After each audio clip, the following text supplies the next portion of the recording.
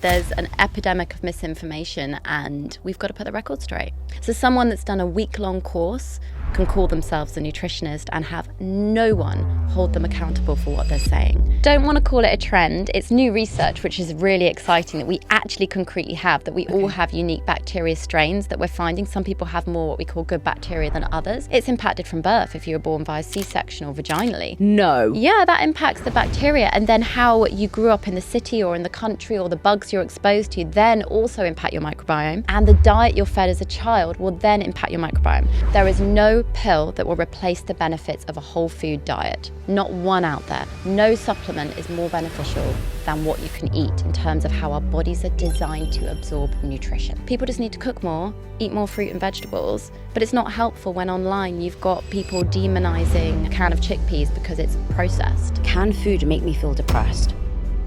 Hey everyone, and welcome back to another episode of A Millennial Mind. If you're as confused as I am about what to eat, what to drink, and what to do with your health, I promise you that this episode is going to give you so much clarity. I've got a registered nutritionist to help us break down all these different myths.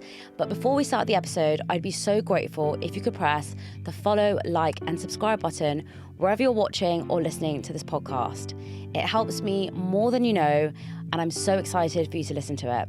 So let's get into it. Rhiannon, hello. Hi. Welcome to Millennial Mind. Can't believe I'm finally here. I know, after so long. But I'm very, very happy to have you here because we need to know the science of nutrition. Did you like that little plug? I do. I appreciate it. We're definitely at a time where it's needed. There's an epidemic of misinformation and we've got to put the record straight. So tell us a little bit about what you do. So I'm Rhiannon Lambert. I'm a registered nutritionist and an author. I've just announced my 5th book that's coming out in June. Wow. The Science of Plant-Based Nutrition. And I have a clinic, the ReNourish Clinic, where we help people one-to-one with a variety of areas from sports nutrition, eating disorders, gut health, fertility, women's health, pre-postnatal. And then the Food for Thought podcast, we're on season 17. So that's been going, I can't believe it, for such a long time. And I'm the owner of Nutrition Plus, a evidence-based supplement company, and probably the only supplements company you'll see out there with only 4 products, because I believe people don't need tons of supplements. I'm a food first girl. So My role is basically to help guide people through the epidemic of misinformation. When I look on Instagram, it's like, I'm a nutritionist. And you can be a nutritionist, can't you, after like a 2-hour course? This is the worrying thing. So the title dietitian in the UK is protected. Legally, no one can call themselves a registered dietitian. Whereas nutritionists, we do the same, pretty much same education. I've got a 3-year degree, years of master's degrees, diplomas, all of it, years of study. Yet I will still graduate after all of that. And there's only a voluntary registry to become a registered nutritionist. So someone that's done a week-long course can call themselves a nutritionist and have no one hold them accountable for what they're saying. Whereas because I've chosen to be a registered nutritionist, I pay for it every year.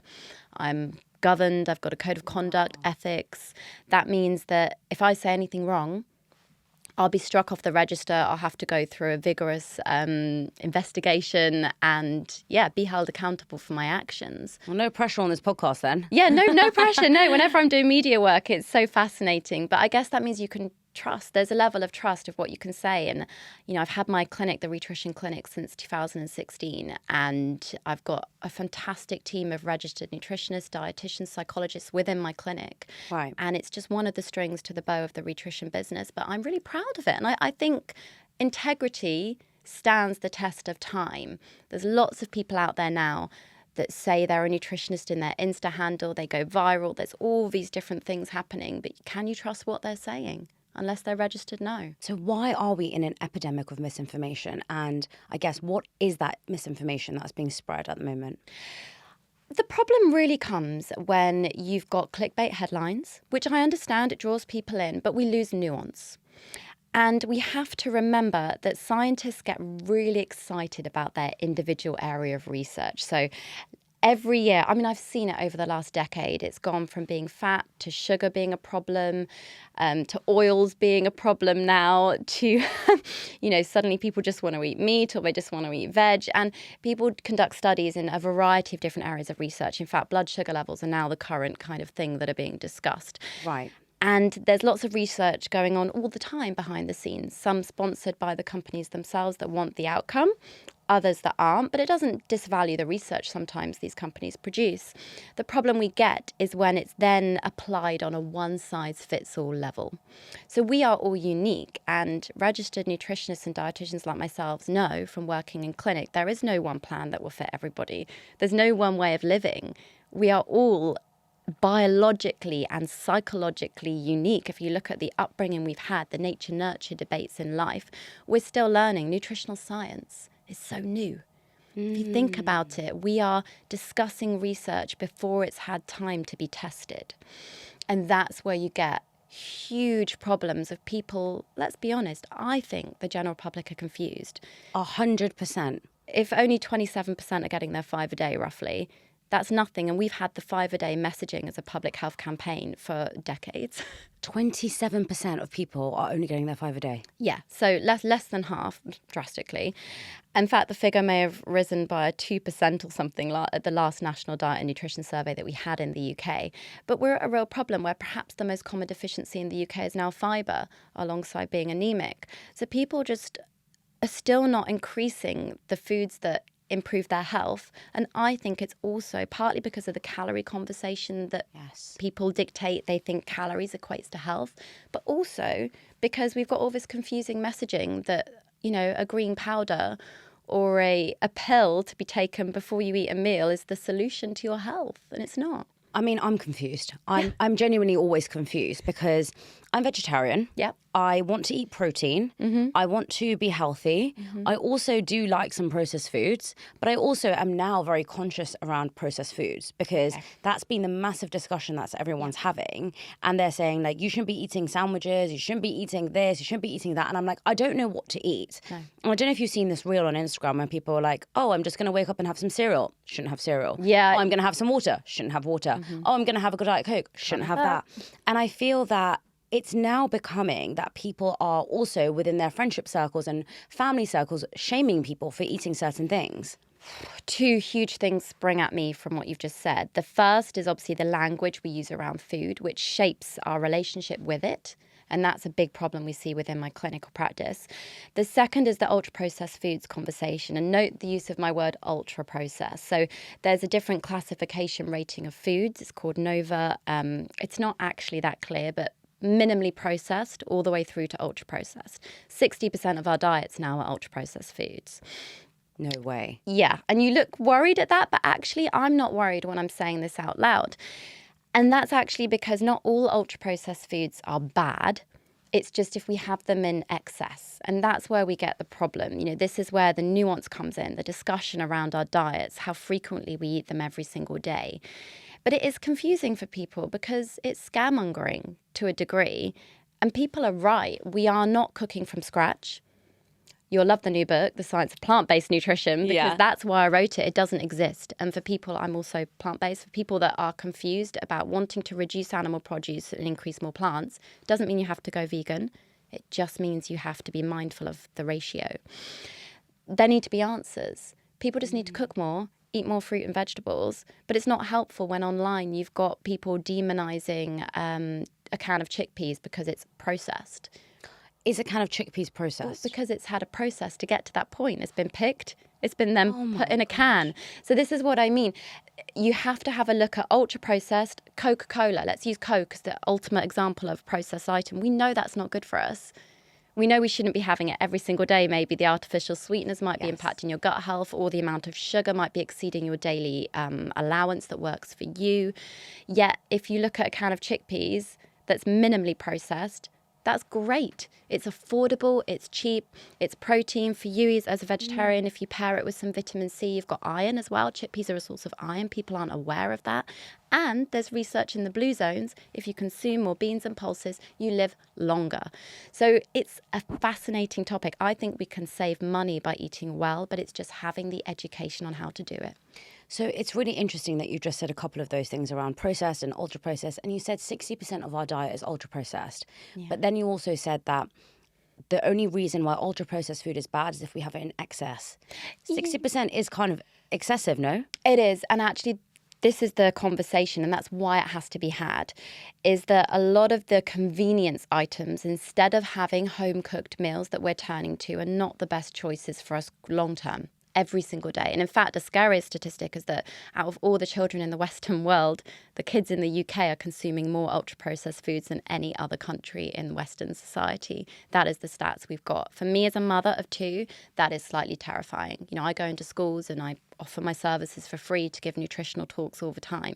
But where is the funding into educating future generations on the difference between a slice of processed cheese and a slice of cheddar cheese, for instance? Or, there's a big difference there. What is the difference? So there's some research, there's some fascinating studies that show that the amount of energy we absorb from, the American cheese that melts onto a burger or something that people buy. Like a Dairy Lee slice. You got it. Got it. You got it. So those types of plasticky filled cheeses have gone through additional processes to have the perfect melt, the perfect texture, the way that you could stretch the cheese. Cheese string. It's cheese strings. It's these man-manipulated processes to make us buy more, to make it gimmicky, to make us fascinated. Whereas a block of cheddar cheese isn't often used when you're out and about because it doesn't melt as quickly. But you actually don't absorb all the energy and calories from the food that you cook from scratch or that's minimally processed, which is why we may also have a problem with obesity because we're consuming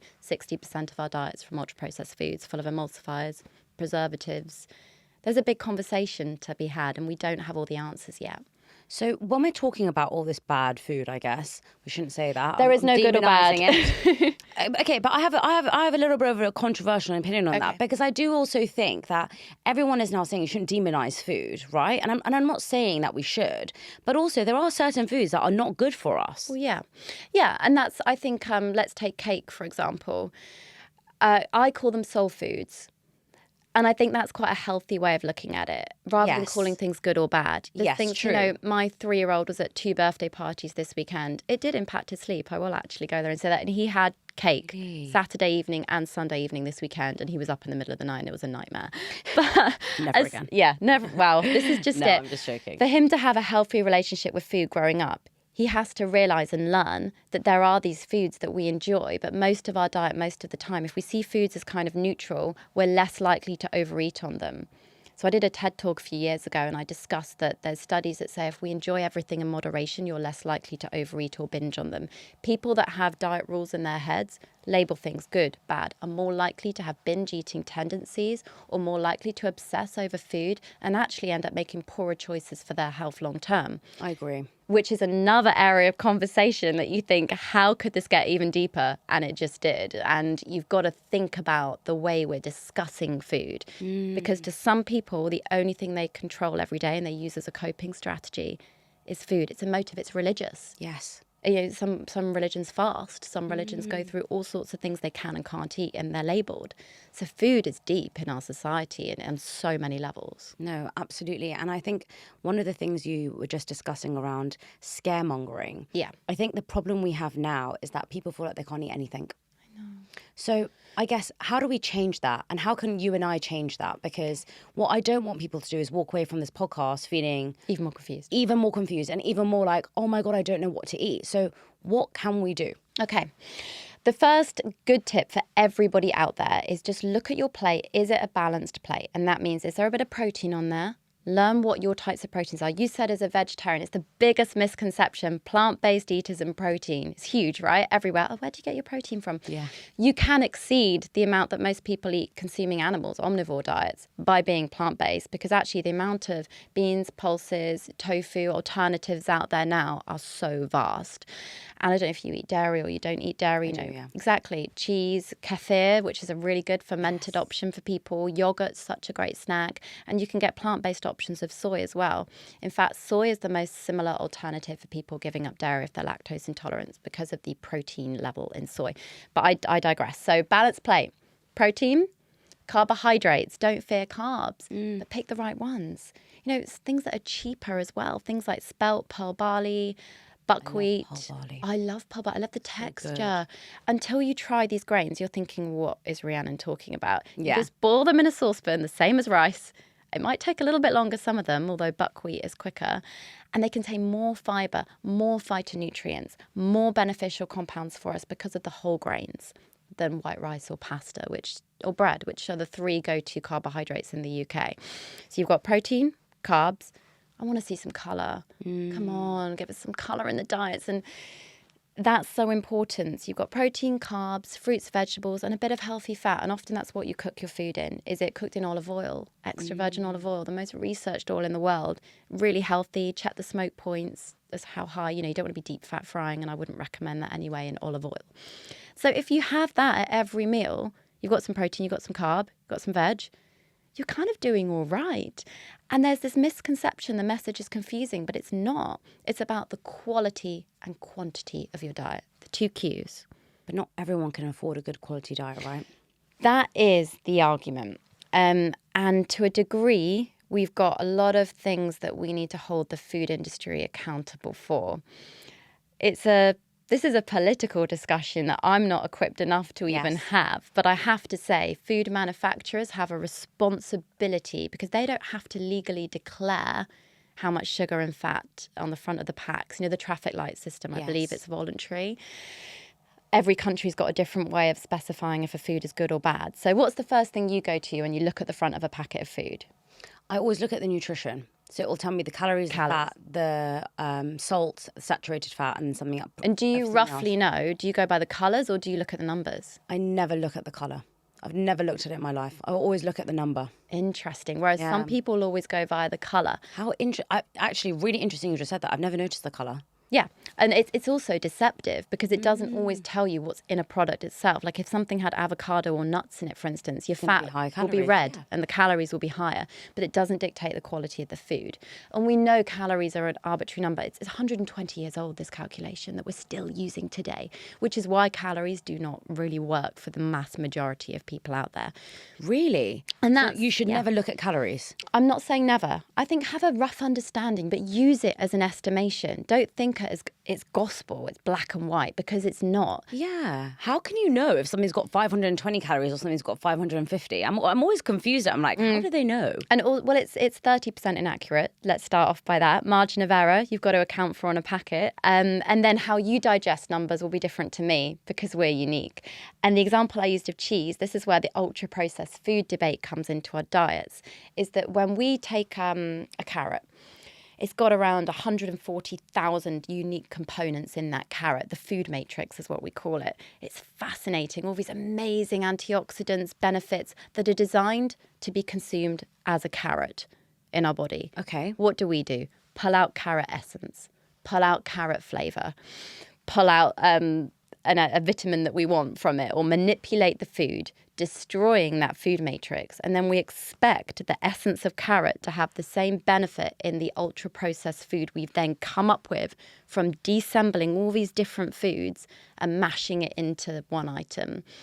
Let's take cheese, for example. The processed cheese has lost all the components from that original block just to go through that processing, which means you absorb all of the calories very quickly compared to the actual sandwich that was made from scratch with homemade bread, a slice of cheddar cheese versus shop-bought white bread and a slice of plastic cheese.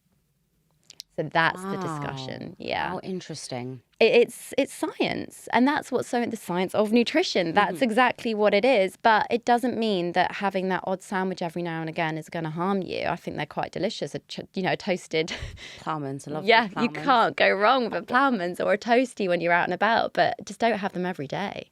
I think I saw a meme actually, and it said, we've become so delusional as a society that somebody uploading pictures of them eating salads and greens are told that they're on a diet, and somebody who's uploading pictures of them eating cake and pizza are told that they're normal. And actually, the healthy foods now, so-called, are seen as diets. So people say this to me all the time. I love salad, by the way. Yeah.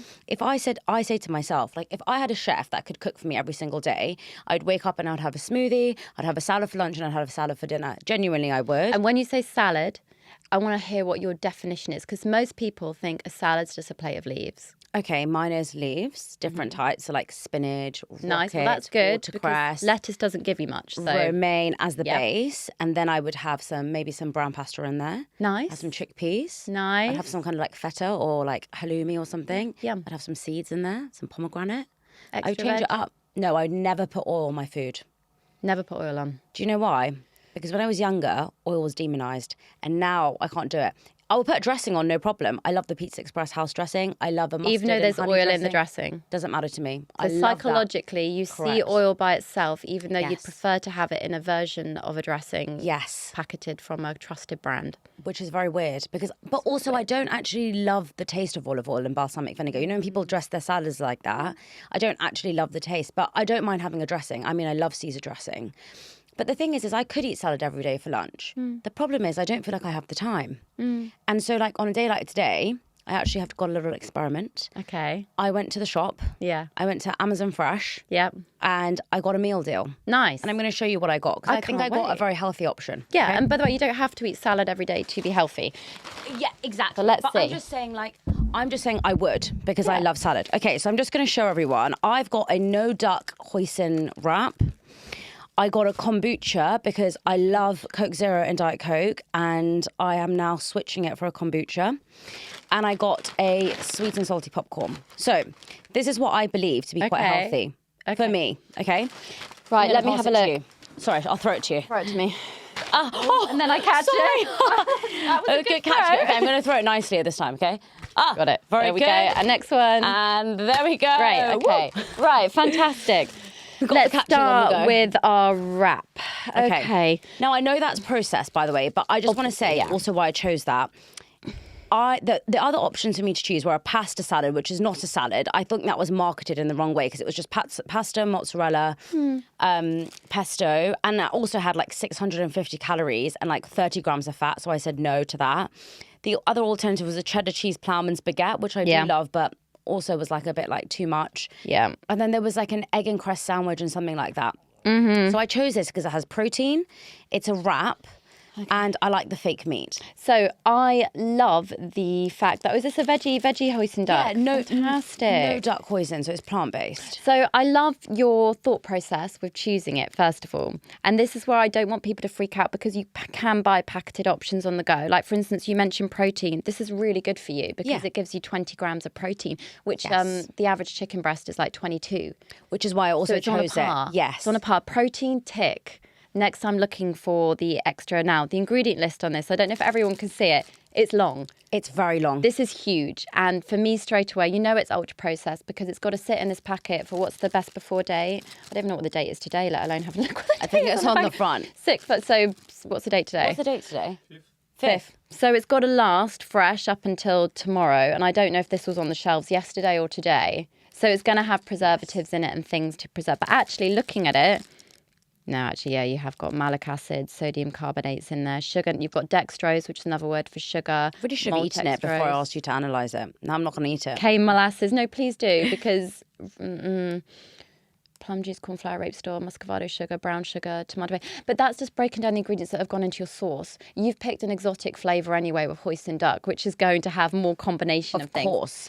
This isn't overall a terrible choice, but it doesn't have any vegetables in it like you think it will do because it's just got a few leaves and a little block of cucumber. It's not even one of your 5 a day. Interesting. I would not have thought that. Yeah, it's I not would have even one of actually your 5 a forgotten day. about that. The big error that we find in the clinic is people that go to sandwiches and wraps for lunch. Unless you're making it yourself, you will never get 80 grams of a vegetable, which counts as one of your 5 a day in a wrap. So straight away, lunch for you today sadly has fallen short of any plant points, which is what would be fantastic. But your protein's up. So you could then just compensate by eating more plants at breakfast or dinner. I don't eat breakfast. Well, this is when it gets the conversation again. Like if you think about getting all of that in one meal, it's quite difficult. Whereas spread out across the day or have a snack that includes some nuts or some carrot sticks or something, or an apple, even an apple, just something will help up your plant points that day. It's about what you can add in, not what you can take out. This scores quite low on salt and sugar. As in low because it's very high in both. Sugar's very high per Really? pack. Yeah. And I won't tell you, it's fine. wanna It's eat fine. it. Fat's also high, saturate's also high, surprisingly for a plant-based option. Really? The Yeah. fat is high. I didn't actually check that this time. Yeah, well, it's more looking at the saturate content, which is the largest predictor. Often people that have diets high in saturated fat are more likely to have heart disease and things later on in life. But this is why we shouldn't overanalyze one meal. Okay. Because it's what you eat across the day. But anyway, protein points, bingo. Everything else, not so good. Okay. But that's not too disastrous because you could then have bought an apple or something as well Yes. to up your plant points. We instead went for a pack of popcorn, which I love. Instead of a pack of crisps? I love a pack of popcorn. This is one of the better ones. It's honest. There's only like 4 ingredients compared to your wrap of like 1,000. And it's just whole grain corn. Popcorn's actually quite good. It does count, I believe, towards a plant point. So it's not disastrous. Rapeseed oil, again, not terrible for you, actually. Misconceptions about oil. Everyone's going on and on about rapeseed oil at the They're moment. going on and on about highly processed versions of rapeseed oil merged with other vegetable oils. Got it. The oil itself, cold-pressed rapeseed oil, it's actually got the same benefits pretty much as olive oil. Wow. I know, but I'll get demonised for saying that because people really don't like it. So I got a lot of hate when I said that last time. Glazing agent, it's got to be preserved in some sea salt. This is actually not that bad for you. And if you look at the fat content, less saturates than in your wrap and less, believe it or not, sugar in your pack of popcorn. Shocking. Which than is in your sweet wrap. and salty popcorn Yes. as well. So popcorn, I love popcorn, but it's not going to keep you full. No. The fibre content, guys, is what I should be focusing on for your gut health at the moment. Not too bad, but not great. Not great. So far. I love kombucha. I bloomin' love to me. kombucha. However, this kombucha, organic extracts. Okay. So it's used artificial sweeteners in it. So in this one, you've got a mix. What's the point? They've got a mix of actual sugar and of artificial sweeteners together. I didn't even check that. To make kombucha anyway, there's a level of fermentation. And it's then the manufacturer's choice if they go for a flavoured kombucha versus one that's also pasteurised, unpasteurised. At the end of the day, this is a far superior choice to a Coke. So you did good by picking this. The research is out there still on gut health and kombucha, but it's worth including purely because there might be some benefits, but we don't have enough data to concretely say so yet. So this is a lunch that I think I would say is quite healthy. If I was going for an unhealthy option, which you have picked on another day, I would have picked the ploughman's baguette, the Coca-Cola, and I picked a packet of crisps. Ploughman's baguette probably may not have been such a bad move depending on the type of cheese or how much veg you were going to have with it. Crisps, definitely glad you swapped it for popcorn, but I'd love to see a piece of fruit or maybe some hummus and carrot sticks. Well, I think this is also the problem. I didn't have breakfast. I just had a coffee this morning. And I know you're going to ask me, have I had any water? And the answer is no.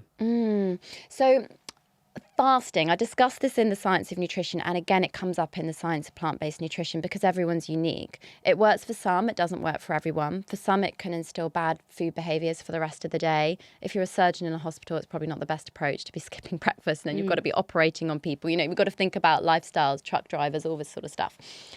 For you not to hydrate was probably not the best decision. Your body needs water when you wake up. You know, you will be really tired and you will feel lethargic. And dehydration, as you know, is already present before you actually notice you're thirsty. So let's improve the water intake. My question to you would be, could you possibly get 30 grams of fibre a day in your lunch and your dinner? Because from the 2 grams you've got from your lunch, I wonder... 2 grams? 2 grams in your entire lunch. Would you be able to get... Well, 2.5 actually, I tell a lie, there was a 0.5. Would you be able to get 28 grams in dinner? I wouldn't even advise someone to start with that amount. I'd start ease you off slowly. So you've got to think about your meals if you're fasting. They've got to be good to prevent nutrient deficiencies. Oh my gosh, that's 2.5 grams of fat.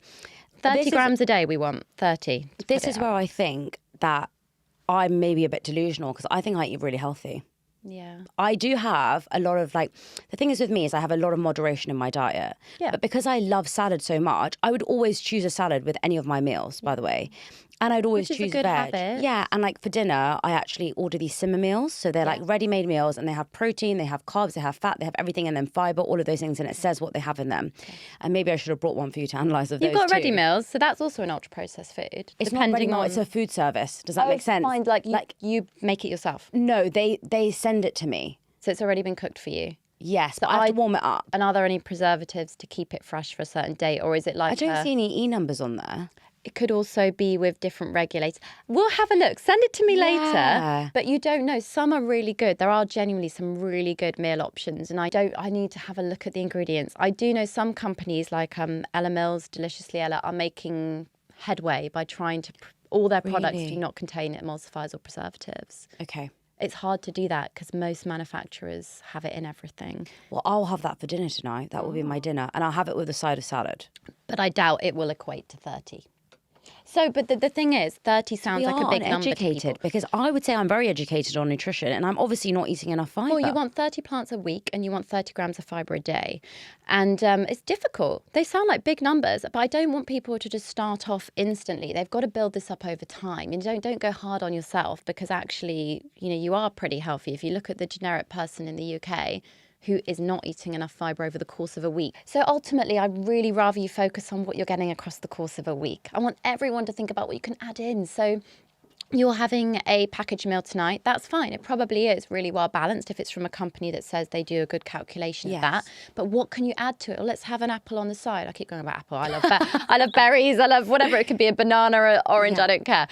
Maybe a portion of, like, my son's got this obsession with red pepper. He loves red pepper. So I just add it to the side of everything. At least I know he's chewing on something that's decent. It's an extra point, So what can you add in across the course of a week?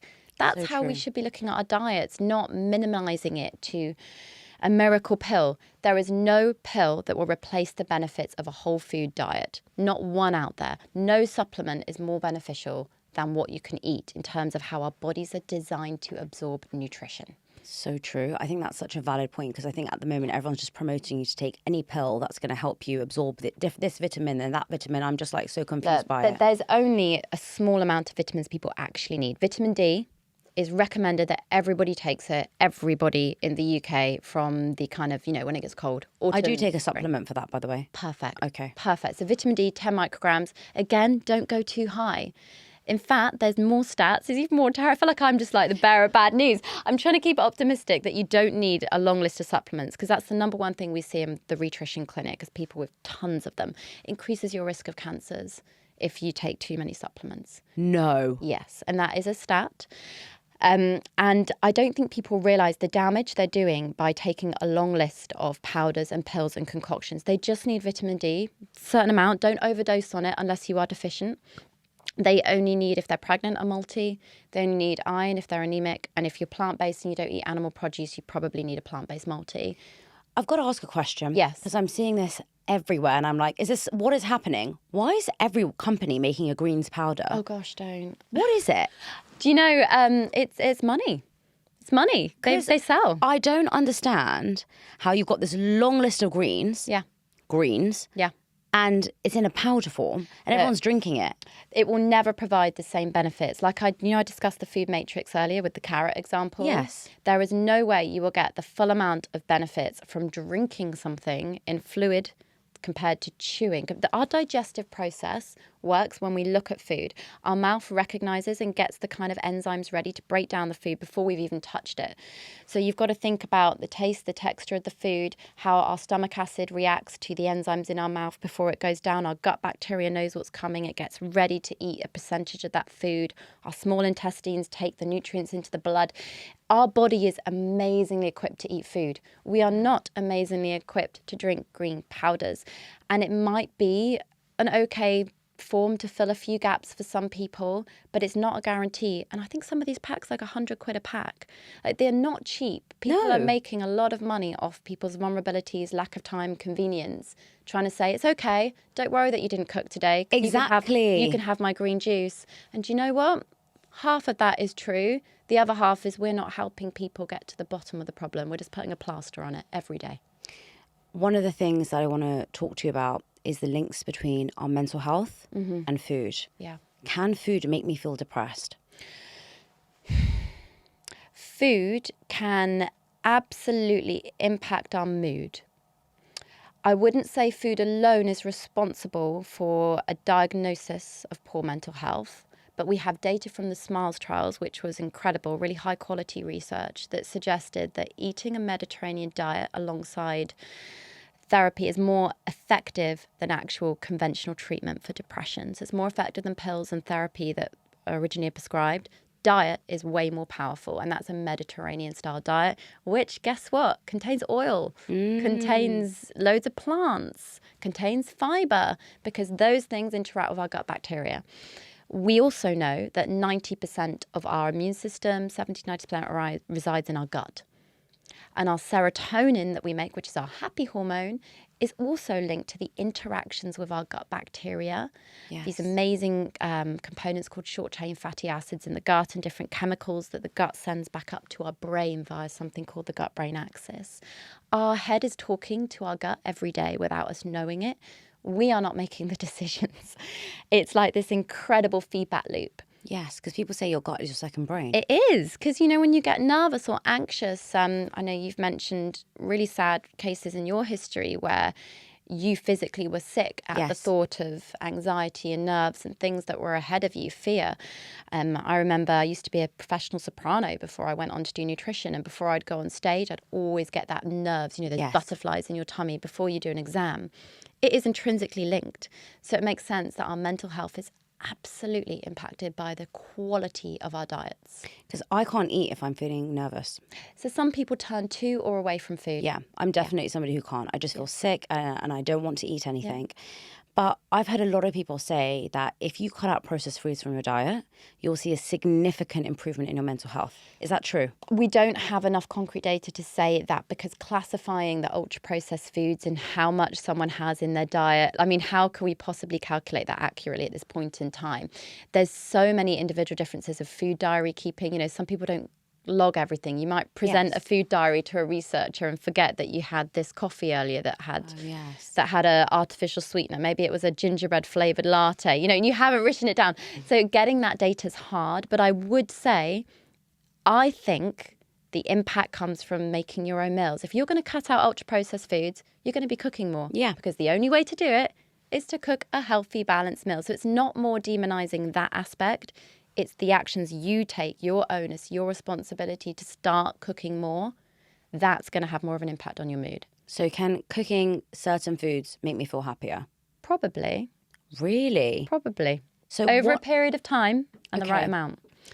So what are some of these foods that are good for my gut? And why is everyone talking about your gut now as well? Okay. I feel like everywhere I'm looking, everyone's like, have this for your gut health. Like, I feel like this is also a new trend. Well, okay, I don't want to call it a trend. It's new research, which is really exciting, that we actually concretely have, that we all have unique bacteria strains that we're finding. Some people have more what we call good bacteria than others.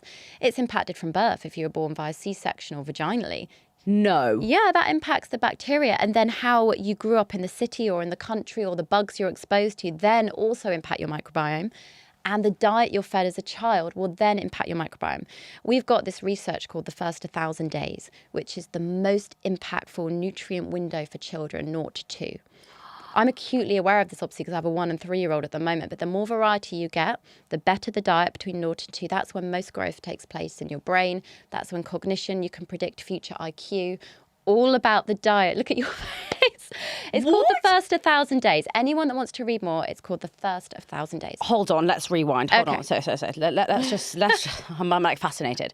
So if you have a C-section, or you give birth through the vagina, that affects the microbiome of a baby. Because if you're born vaginally, I mean, this is going in deep, you are going to be covered with the mother's natural bacteria in that area. And so is that better for you? Yeah. It's much better for you than having. But what I want to say is, I've been there nearly having. You don't know what your birth outcome is going to be. Okay. As long as you deliver a baby, that's okay. I don't want women to think anything less. They have to have a vaginal birth, yes. But the research is, and it's the same with breastfeeding. So, but it's hard. Having been through these things myself, there's not enough support for women, which is why births happen the way they do. And sometimes there is no avoiding a C-section. That's okay. And some people elect for it. That's okay. Yes. So this isn't my area, but what I can say is the stats are you have a better chance of having a healthier microbiome if you're born vaginally, if your upbringing was great in terms of diversity, food. What about breastfeeding in terms of the upbringing? So how long should you breastfeed for? So people always want to know that. Breastfeeding is something, I'm not a lactation consultant, but what I can say is there's incredible immunobenefits for you and your baby, for the mum and for the baby with breastfeeding. Just by touching the nipple area, the baby stimulates a response in the mother, and it's like if the weather's hot, the milk is watery. The weather's cold, the milk is thicker. There's this amazing interaction, and the amount of bugs that we have in our breast milk in terms of good bugs help support the child's immune system, which is why they recommend even now a teaspoon of breast milk for children up into toddlerhood is really beneficial for them if a mother's able to do that. It's crucial in the first few weeks in terms of building, but at the end of the day, there's a phrase, fed is best. And I know this is so emotive because I've had friends that can't breastfeed. I was so fortunate to be able to do it with mine. I had support. Both my babies had tongue ties. Babies are in the NICU. They're born prematurely. It's a really emotional conversation because women just don't have access to a lactation consultant. We're not investing in women in this country, full stop. A whole other topic. What do you mean tongue ties? What does that mean? So tongue tie is when there is a form of skin underneath the tongue, so the baby can't lift their tongue up and it needs to be cut. Oh. Both mine had this, and often it goes misdiagnosed and not picked up on. Does that mean they can't be breastfed at that time? So it can impact breastfeeding. So for instance, I developed blisters with my second and it wasn't picked up on for 8 weeks in lockdown with my first. God. And it was impacting the breastfeeding. I luckily had them cut and went on to have, 22 months with my first I breastfed for and good 15, 16 months with my second. But that's thanks to me having access and money. I paid a lot of money to have that snipped privately because the waiting list on the NHS, and people don't have that. So you can see now why it's such women are not supported. No, enough. this is a very difficult topic. And what I want to do from this conversation is talk about if you have the option, if you can give birth vaginally, do it. If you can't, it's still a miracle if you give birth to a baby, in my opinion. I think it's a phenomenal. It's, psychologically, for some women, the only way they can face birth is to book a C-section. Yes, and that's fine. And that's okay because, you can then feed your baby certain foods. Of course. You can expose them to fresh air and grass and a good environment, and that still will have a positive impact. But the data is there that breast milk contains, because naturally it's designed to support your baby. You can't replace those elements of bugs and bacteria that are within breast milk. It's just so fascinating. Women are just amazing, aren't they? That they produce milk for their baby. Yeah, women are remarkable. No matter how you feed your child growing up, women, oh my God. Yeah, we're the best. Next level. But also, just on that, what I also don't want to do, because I know I've seen this a lot, and people are going on and on about how they're breastfeeding their baby, and I think they're on some kind of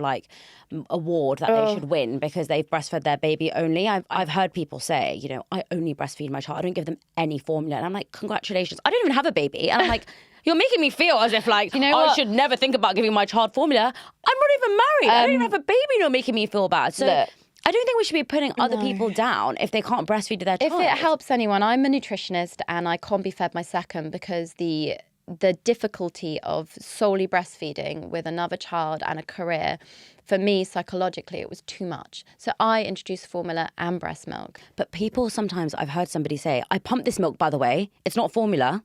Because there's a stigma. Because women are criticised if they do or if they don't. It's like that Barbie quote.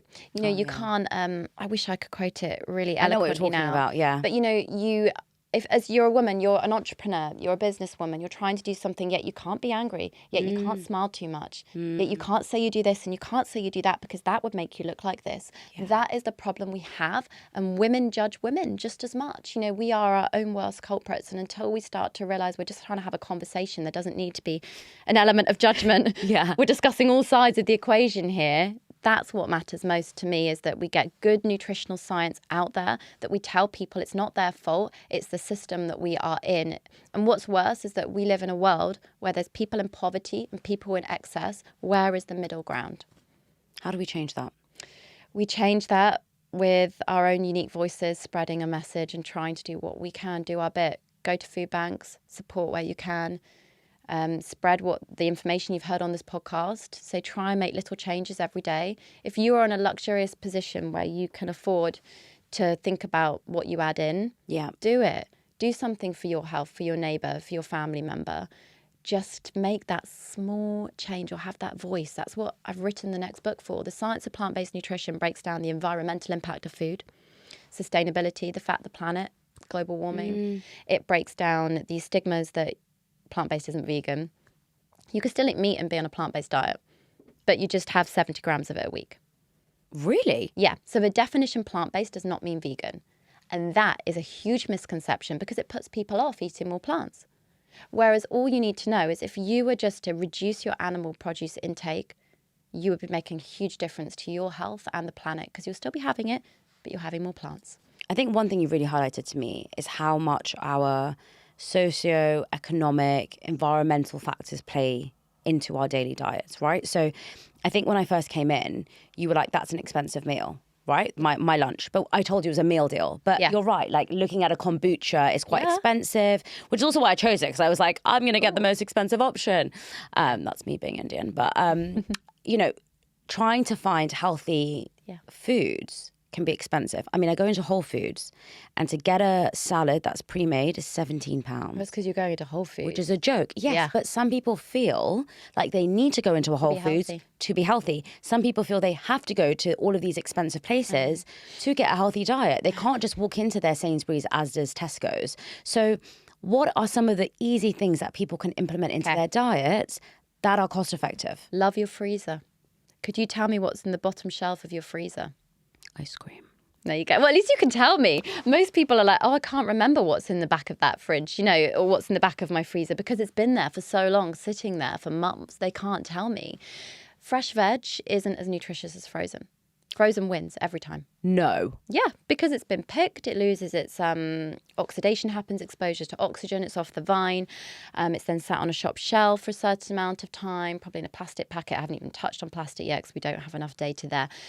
Versus picked fresh, frozen, retains the nutrients, cheaper, way more cost effective for families living on a budget.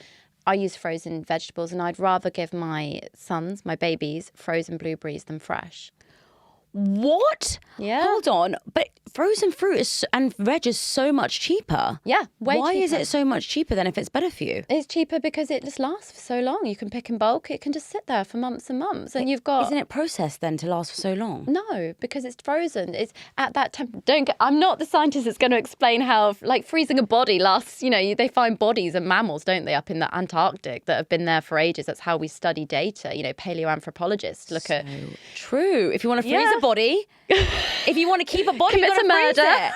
Yeah, so if anybody wants to do a murder, now you know. But oh my God, so true. Freezing food. It's such an underutilized resource most people have. If you don't have a freezer, I want you to have a think about your dry cupboard store. So every dry cupboard store should have a bag of lentils. Check. Exactly. Cost effective, cheap. Your cans. Canned food is not bad for you if it's not canned in syrups and it's not canned in loads of salt. Just check just water. Drain it well, wash it through, and then you've got really affordable, good access to food. Go for whole grains over white refined carbs. Have a think about portion sizes. Really think about your day. Am I having a really hectic day today? Like, I knew I was coming to see you. I had to drive into Canary Wharf today, which was petrifying for me, but I did it. Sorry. So I had a really good breakfast and I made sure I added loads of flaxseed this morning. And do you know what? I had cereal, which was ultra processed. And I know perfectly well that by pairing it with blueberries, flaxseed, some nut butter, I weigh out my glucose spike. And it doesn't matter every now and again. I'm in a rush. I've got the kids. I can't always cook from scratch every morning. So set a goal, eat more plants, add more herbs and spices, cook one time more every week than you did the week before. Try different fruit, try a different veg. If you always have a banana, apple or orange in your fruit bowl, or a pear, I want to see something different in your fruit bowl. There's so many options out there, or in the fridge. The freezer tip is such a good tip. The freezer tip. It's cheaper and it's nicer. I love eating frozen fruit because it tastes like sweets. Oh, it's absolutely delicious and amazing for smoothies, amazing for every ingredient. I make jam from scratch with my son by using frozen blueberries in a saucepan. You know, make it into a compote, add some seeds, thicken it up, and then cool it and put it in a jar. It lasts 3 to 4 days. Wow. No added sugar. And then that's delicious if you spread it on toast. So open your eyes to the fact that you can eat well on a budget. You don't have to have meat to be healthy, and meat's expensive now. Fish is expensive. The quality of produce is declining in the oceans. It's declining in terms of agriculture. And yeah, my tip would be try not to listen to headlines about nutrition in the press. Try and put your detective hat on if it sounds too good to be true. It probably is. Probably is. I've got to ask a bit of a negative question now. Okay. What are some of the worst foods we should avoid? I wouldn't say. In my line of work, running a clinic, I've noticed that by telling people not to avoid anything, they eat better. Okay. So I prefer to say to my clients, for instance, I've worked with a lot of athletes in Olympics. musicians you'll all know on tour, very incredibly VIP type clients over in my time. And do you know what? They all want to eat perfectly. And the first thing they say to me is, right, what am I not going to eat this week? Tell me what I can never touch. Is it ice cream? Is it chocolate? And I'm like, no, I'd rather you have that for breakfast that day and then move on and have a really good lunch and dinner, because your satisfaction rating will be met. So it's psychological. Psychology and nutrition work hand in hand. If you deprive yourself of anything, the minute you put it on that list, you're going to think about it the minute it's on that list. And a lot of clients, especially successful clients I have, are all or nothing types. Really? Can't have one biscuit, must have the whole pack. And that's because they're so hard on themselves. Whereas the minute you start to work on that, don't get me wrong, this is difficult work. I'm talking about deep, difficult, rooted psychological relationships of food. Weird challenges like chocolate for breakfast. You will feel so sick after eating a whole 2 or 3 chocolate bars for breakfast. You probably don't ever want to see it for the next few days. And then you realise you can just have a cube every now and again. I'm not saying people should go out and just have chocolate for breakfast. But what I'm saying is you've got to unpick that attitude of never eat these foods again. Obviously, please don't overload your cupboards with sugar carbonated beverages like Coke. And I would try and avoid jelly sweets and gummies and things like that. Have them in like gelatine, I'd rather you have dark chocolate than have sweets. Okay. Because it counts as a plant point if you get over 75%. But doesn't this all sound a bit silly, like chocolate counts as a plant point? Do you see what I mean? I get what you mean. Yeah, I feel like everyone's like, oh, if you have, I don't know, what did you say, a cinnamon? Yeah. That counts towards a plant point. Yeah, well, that's why plant points are not a measure for public health yet. Makes sense. That's why we're not telling everyone in Public Health England to go and eat loads of 30 plant points. Yeah. It's just we've got this data from the American Gut Project that improves gut diversity and a good amount of good bacteria. So we know by eating more plants, it's beneficial for your health. It doesn't mean it's a miracle for your health. This is a lifestyle. You've got to do this forever. I'm not just saying for a week. I want you to eat forever loads of plants. And I guess if you're gamifying it like that, it's quite nice, isn't it? To be like, I've got this point and here. also, I have chocolate every single day. Really? Yeah, and I maintain a perfectly healthy environment for myself by doing so, because I have zero desire to go out and binge on anything. I'm very satisfied in my life, and I've done that by enjoying what I want. One question I'm desperate to know the answer for, because there is so Go on, let me much see if I can. misinformation. Let me see. What bloody milk should I drink? I don't know. Cow's milk has got pus in it. Oat milk is starch juice. Soy milk will make me cry every day because it's got so much, I don't know, female hormones in it. Almond milk is too sweet. Okay. Apparently I should milk my own walnuts. Look. Stop looking at milk as this nutritional source every day, and then I think most people will be all right. If you go for fortified options, if you're plant-based, that's great. If you have a lot of it and you need that B12 or vitamin D or calcium that's added into it. At the end of the day, I think we're too reliant as a nation anyway on looking at milk as a source of nutrients for us past the age of toddlerhood. Yeah, I only have 1 coffee a day, but I'm so stressed out about what milk I should have. It's going to make no difference. And people saying that oat milk's the devil is just not true. Oat milk was never designed to be this healthy. It's just a tasty drink. It's an option for people that want to enjoy a drink. It's not meant to give you wonderful nutrition. Drink it knowing it will probably spike your glucose levels, but that's okay every now and again. Don't drink it thinking it's a healthy item, because it's just carbohydrates mixed with water. So it's not healthy? Well, it's just carbs and water. It's just so-so. I'd say it's just carb and water. What else do you want me to say about it? It's not wonderful. It's not terrible. It's not even trying to be wonderful. But if I'm having two coffees a day. Yeah. What's that? What time do you have those? I have it in the morning. Good. When I haven't eaten anything. Well, yeah. And then I have another one before I eat something. Yeah, I mean, I can't, without knowing you inside out with your health history, comment on that. Okay. But that's definitely not for everybody. And I will say for some people, coffee spikes anxiety massively. For others, it's really beneficial before 11 o'clock in the morning because of the sleep quality at night. Because it has a long shelf life. Yeah, well, clearly, I'm you need to come to the clinic and we'll have a chat. So. You know the thing is, I wake up and I'll have a coffee. Yeah. Sometimes I'll replace that with having like a green tea or something. But I would like to say, I will be honest, I'll have a drink of some sort, whether that's like a mushroom tea or a green tea. But on the days that I wake up really tired, which is quite often these days, I will have a coffee. And I have it with almond milk when I'm at home. Nice. And then I will have another coffee from like a Pret or like another coffee shop. And that will be with soya milk. So This to isn't back. something I would recommend, because when we wake up, our level of cortisol, our stress hormone, is naturally anyway high because it's woken us up in the morning. And we want that level to go down across the course of the day. But what you're doing, instead of allowing it to go down, is you're spiking it up like this. And then you get a huge decrease afterwards. And then you think, oh, I need another one now. So you spike it up again and then you decrease it afterwards. And these constant spikes and surges of cortisol are technically not good for us. There's some data that suggests that it might help us to store body fat in places we don't want, visceral fat around our organs. You can't judge a book by its cover. Yeah. Someone can be slim and unhealthy. Yes. Someone can be overweight and healthier than that slim person. You cannot judge a book by its cover. What I would say is, I write about this in my first book, ReNourish, back in 2017, the blood sugar roller coaster, I call it. You want to be eating meals, 3 meals a day, or whatever eating pattern suits you, that keeps your levels straight, like a steady line throughout the day, rather than spiking it up and down, which is what coffees do. One coffee, fair enough. If it becomes 2, 3, 4, this does happen. I've seen clients that have like 8 or 9 coffees a day. They work in the city. Yep, they're not fueling themselves properly. They're just going to croissants, then they're having coffees, then they're grabbing a sandwich, which again, as we know, doesn't have enough fibre or vegetables or fruit. And this is where the blood sugar conversation comes in. That is disastrous. It's the damage long term we don't think about.